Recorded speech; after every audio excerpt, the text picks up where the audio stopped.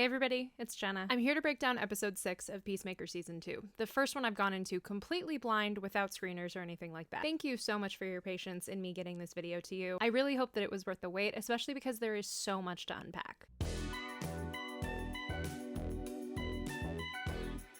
I've said it once, I will probably say it 1,000 times.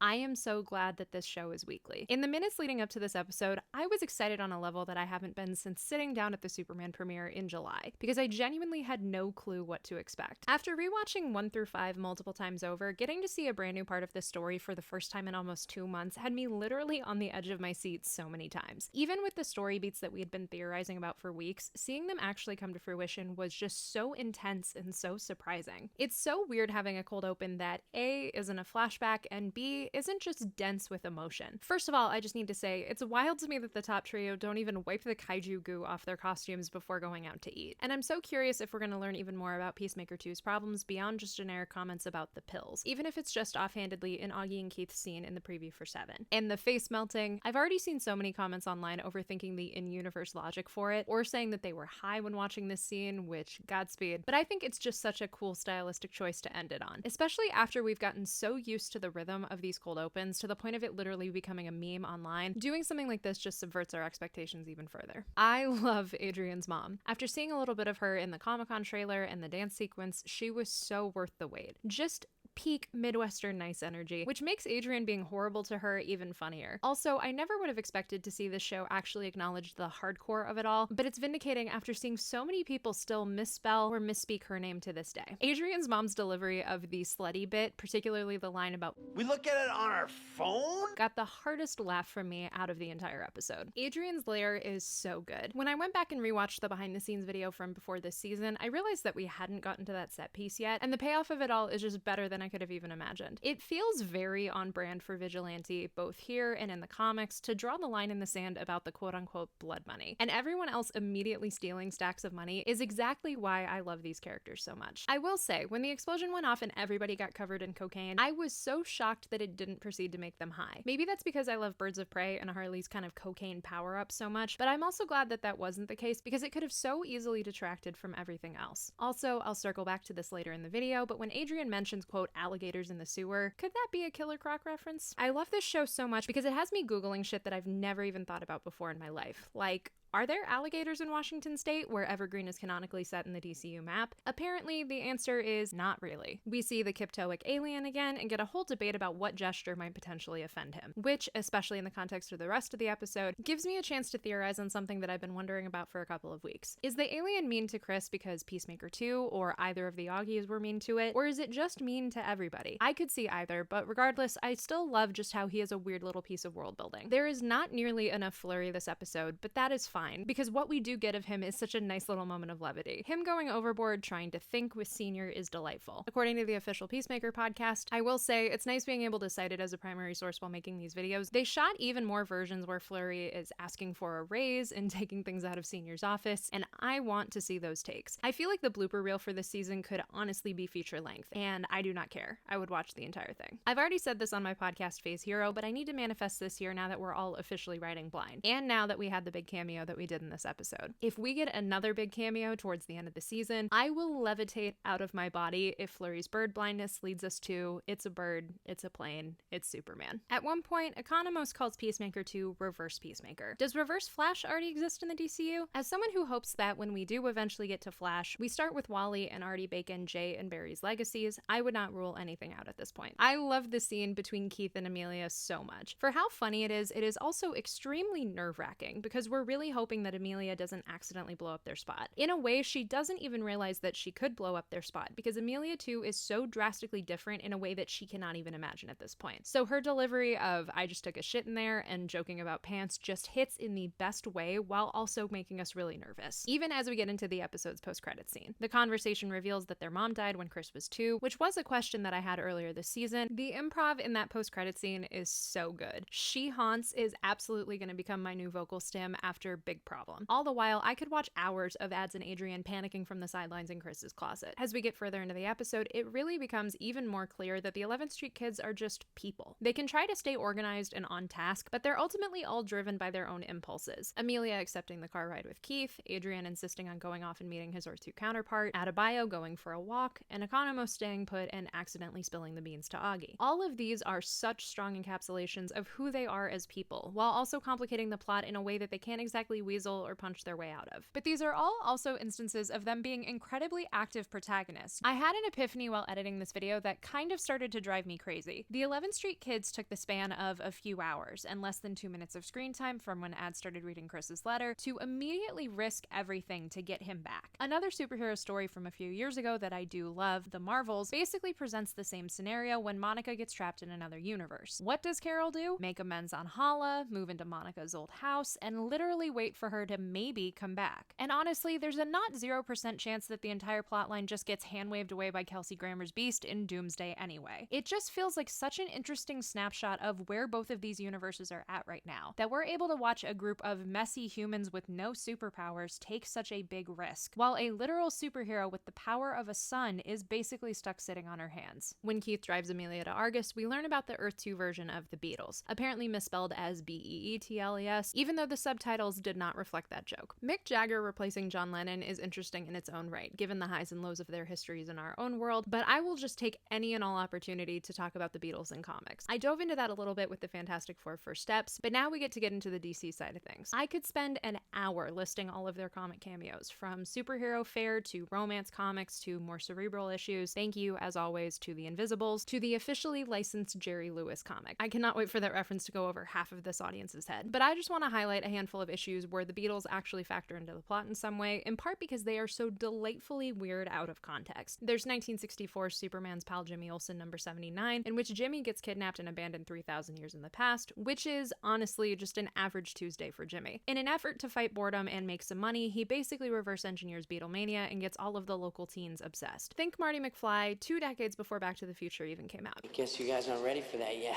Then there's 1970s Batman number 222, which co-starred a fictional Beatles-esque band called The Twists. It played into the growing, at the time, conspiracy theory that Paul McCartney was dead and replaced by a clone, with both Batman and Robin becoming incredibly invested in finding out the truth about the band's fake Paul, Saul. We need so many more issues of them just investigating weird pop culture conspiracies. After an investigation that feels like something out of a screwball comedy, they eventually learn the truth, that Saul is actually real and the other 3 members of the band died and have been replaced by doppelgangers. Comics are the best, but I would be remiss if I didn't talk about Swing with Scooter, which was created by Jack Miller, Barbara Friedlander, and Joe Orlando in 1966. Trying to ride the wave of both teen humor books and Beatlemania, the book centered around Scooter, a teenage musician and former member of the Banshees who looked and acted suspiciously like Paul McCartney. He throws away his fame and fortune to go live in the aptly named American town of Plainsville, where he gets into 36 issues worth of hijinks. While he's remained in comics purgatory ever since his series cancellation in 1972, which is a shame because there is some wild stuff you could do with him. It has since been confirmed that he exists on Earth 12, which essentially became a dumping ground for the goofier stories that didn't fit into the main DC continuity. Somewhere in the DC multiverse, he, a version of Plastic Man, Bob Hope, the aforementioned Jerry Lewis, and Santa Claus are all just palling around. We've known all season that Senior was going to go get a prisoner at Belle Reve. I knew that there could be a number of different options, including Lex. And yet, I was still hooting and hollering the entire time that Lex was slow walking into that scene, before we even saw his face. He has a cane as he heals from his injuries after Crypto completely wrecked him a month or so ago, and there is one other element of his physicality that I need to shout out here, because I think it is just brilliant. In the lead up to Superman, Nicholas Hoult specifically cited this page from All-Star Superman, saying that he wanted his Lex to be physically strong in an attempt to measure up against his nemesis. That wasn't really the focus of the movie itself, both because of the whole brain beats brawn argument that he makes in the third act, and because we only ever see him costumed in long sleeves or suits. But I absolutely felt it in this scene, with the way that he carries himself, and the way that his baggy Belle Reve jumpsuit fits, and the way that the camera decides to shoot him. Even though this scene was filmed concurrently with Superman, and was originally going to be in episode 7, which is interesting because I feel like it fits so perfectly here, it really does feel like some time has passed, and Lex is spending his time in prison bulking up, so a metahuman or a flying dog can't physically embarrass him again. And I love being able to glean that from a minute-long scene that isn't even the focus of. What this scene does focus on is great. Senior once again mentions the greater purpose that'll benefit us all, which either makes me think that he's becoming a master manipulator, or does genuinely have some other plan up his sleeve with the dimensional technology. Lex resents Sr. for how he felt about metahumans in Superman. He thinks that even the concept of Peacemaker is goofy. Wait until he actually sees his costume and Eagly, and he gets to have a sense of bite and apathy even beyond what we saw in Superman. It's also just so nice to see actual consequences for a villain in universe, beyond unceremoniously dying or half-assedly being reformed. Sure, Lex was probably never going to stay in Belle Reve for long, especially with Man of Tomorrow on the horizon, but there's something refreshing to the idea that the legal system has tried to put him in check and given him multiple life sentences in prison. I am so curious how this scene and the partnership that Argus now has with Luthor might dovetail into Man of Tomorrow. He gets them to transfer him to the metahuman-free Van Kull prison, which was created by Kurt Busiek and Kieran Dwyer in 2002's The Power Company Bork #1, and has most frequently appeared as the National City Prison in Supergirl. But I also wouldn't be surprised if Lex leverages this partnership into something else. Does Argus give him the resources to build his war suit? Obviously, the Raptor suits in Superman were a sort of precursor to that, but I could see Argus allowing him to build it from prison as part of his shot at redemption. Either way, I think this scene is so emblematic of what is already so awesome about this universe. Characters can just go wherever the story needs them, instead of being siloed off to only movies or only television or separate pockets of canon. And Lex fits into the tone of the show so well, to the point where I didn't even initially think twice about him swearing, but there's also such a novelty in seeing him here. Also, I need to address the line about, quote, a bear-sized man with dragon skin and a glowing twink with cartoon eyes. I could see that just being an over-exaggeration to further show Lex's hatred of metahumans and not a reference to any sort of existing comic character. But also, since everyone is guessing and Creature Commandos has shown that no villain is too obscure to throw into a cell in Belle Reve, I have to just weigh in. It'd be fun if the bear-sized man with dragon skin was a reference to Killer Croc, created by Jerry Conway, Don Newton, and Gene Colan in 1983's Detective Comics number 523. Waylon Jones is a wrestler born with the genetic powers of a crocodile who has become a massive, literally and figuratively, part of Batman's rogues gallery. He can be terrifying and heartbreaking and everything in between. Go watch my recent interview with Matt Fraction if you want even more context on that. I've also seen some people say that it can't be Croc because he should be in Arkham instead of Belle Reve, but I don't really think that that matters here. As far as the glowing twink with cartoon eyes, it's wild to me that so many people are jumping to Phosphorus because I would not have described any component of him as cartoony. Part of me wants to guess Clarion, who was created by Jack Kirby in 1973's The Demon #7 and is an absurdly powerful and very mischievous warlock. But there's also an argument to be made that Clarion is so powerful no prison could really hold him. His age is also ambiguous. Some stories have him canonically being a teenager, while others establish that he is centuries old to the point of being practically ageless. Either way, he would fit the description, and that would be a crack ship that I never could have thought of in a million years. After spending weeks on this channel talking about Chris and Amelia's emotional intimacy and feelings towards Lev, and how we've gotten inklings of that in the smallest of ways, the scene between the two of them this week is just beautiful. It is a masterclass of acting. Both Jen Holland and John Cena absolutely crushed it, and every single beat of it just feels so authentic and human. In a way, it feels like the perfect companion to the interview scene in Superman. Both rile up so many different emotions in their characters and in the audience, from laughter to heartbreak to frustration, while approaching everything from a place of sincerity instead of undercutting the tension with irony or quips. And both trust the audience to be as invested in these scenes as they would be in a massive action sequence or a big cameo. Because without scenes like this, none of that shit really matters anyway. It's a level of emotional depth that I've been wanting to see in these kinds of stories forever, but that previous media and even the limits of the comics themselves haven't really been able to deliver. And I not only love the fact that we get it in these two scenes, but that they approach it from two completely different sides of the superhero world. The interview scene makes us feel this way about two characters who are already larger-than-life household names, while the interrogation room scene makes us feel this way about two characters who most people hadn't even heard of before this show. I think way too often about the figurative and sometimes literal idea of comics purgatory. The idea that, even as certain characters become beloved worldwide phenomenons, others can languish in the margins for months or years or sometimes forever. I think some fans take that dichotomy for granted and just cynically blame certain characters' popularity or unpopularity on merchandise sales or synergy or things of that nature. But part of what is so magical and weird and occasionally frustrating about the tapestry of the modern superhero to me is that none of that is guaranteed.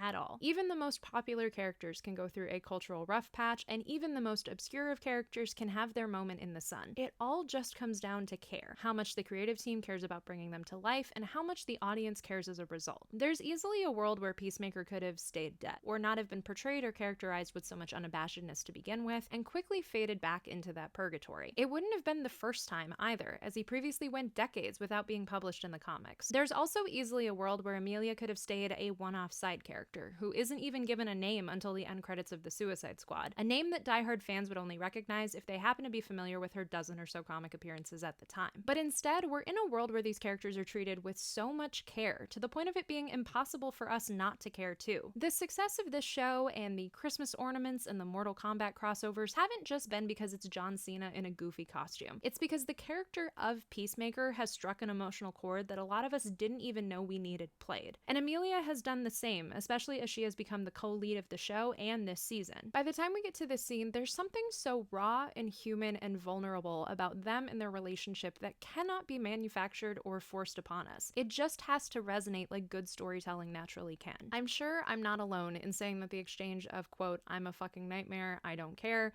resonated with me. I've absolutely been the Chris in certain relationships in my life, but I've also been the Emilia. Hell, like Emilia, I still have to actively fight the part of my brain that thinks I'm not even worthy of receiving that kind of love to begin with. But like I said last week, this scene and this season and this entire show us that in the right situations, the unconditional love will still be there regardless. I am in awe that there's a piece of media that is tackling that kind of concept so head on to begin with. Having it told with characters that could so easily be confined to the margins is such a joy. I will admit, I'm happy that my theories were wrong about Earth 2 Adrian. As funny as it would have been to make him hyper serious, the reveal of him being basically exactly the same is delightful. I have to shout out Freddie Stroma's acting in that scene and just the technical prowess of bringing both Adrians to life. As someone whose favorite show of all time is Orphan Black, I am a sucker for those effects being done well. And during the scene of them talking on the couch, I legitimately got tripped up trying to keep track of which one was which is a feat. The scene between the two Adrians also confirms that Spider-Man is canon in both universes. DC has a funny history with Spider-Man, far beyond the various intercompany crossovers, which you can learn more about in my video from earlier this year. The All-Star Squadron member Tarantula was technically called Spider-Man when he debuted in 1941, 2 decades before Marvel's version made his debut. And the Fawcett and Quality universes both use the name on one-off villains as well. DC has also homaged Spider-Man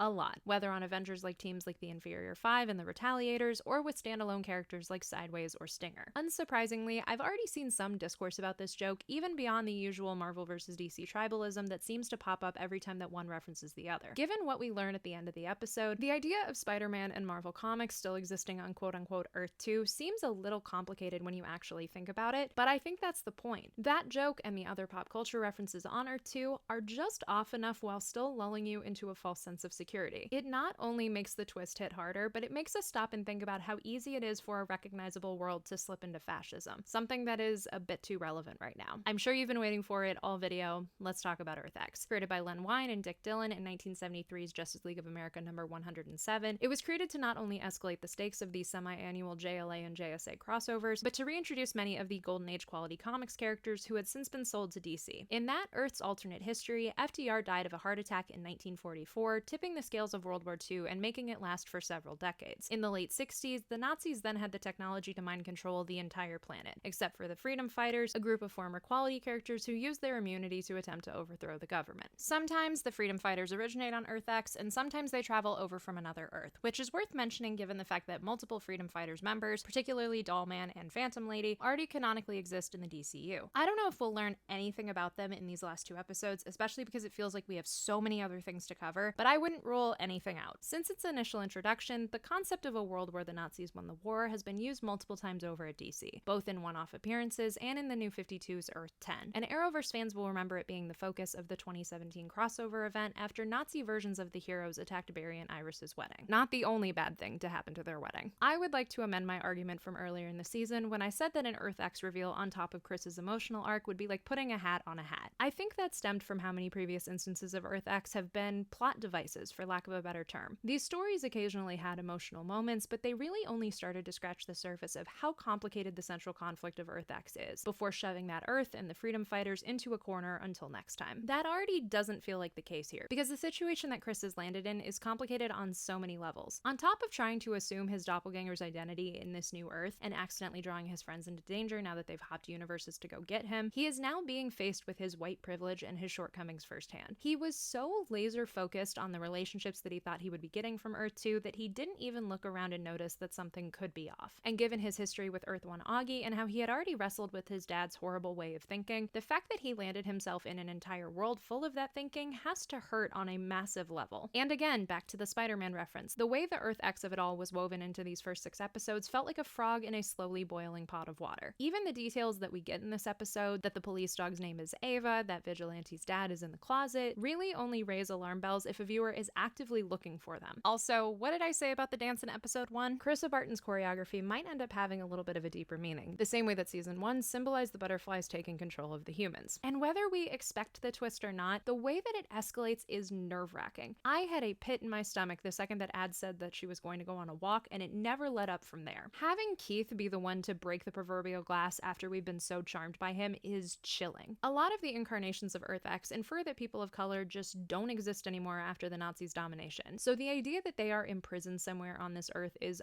honestly horrifying. Shout out to Danielle Brooks for playing that scene so well and getting her own moment reminiscent of this scene in season 1. I am so worried about where things are going to go next for her, but seeing that at least some of the 11th Street kids are back in the QUC in the preview for 7, I just know it's going to be a wild ride to get to that scene. With every passing moment, I am so worried that John Economos is going to sacrifice himself to save his friends, but we will cross that bridge if and when we get to it. And of course, I wouldn't be me without throwing out one particular theory. We know that Argus will get into the QUC at some point in the last 2 episodes, and James said on the podcast that a crossover between Peacemaker and Creature Commandos is possible and probable. GI Robot, just have Argus lead him through the dimensional door and have him go nuts. If that happens and I get to see my boy in live action sooner than later, something that James has already hinted is possible after how they designed Gary and the Superman robots, I will be so happy. In an interview that was posted literally as I was editing this video, James said that there are plans for GI in live action, but maybe not in these 2 episodes. I will believe it when I do or don't see it. Overall, this episode was worth the wait in ways that I was and was not expecting. The performances and the technical elements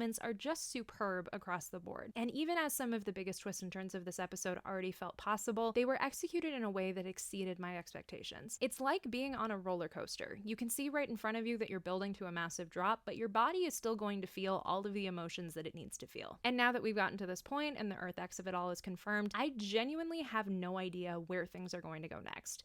That's exciting and terrifying. What did you think of episode 6 of Peacemaker season 2? Share your thoughts in the comments below, and please don't forget to like, subscribe, and share with your friends if you haven't already done so. As always, you can find me on social media, especially on Threads at Hey It's Jenna Lynn. Merch is available at the link in the description. Thank you all so much for watching, and as always, go read some comics.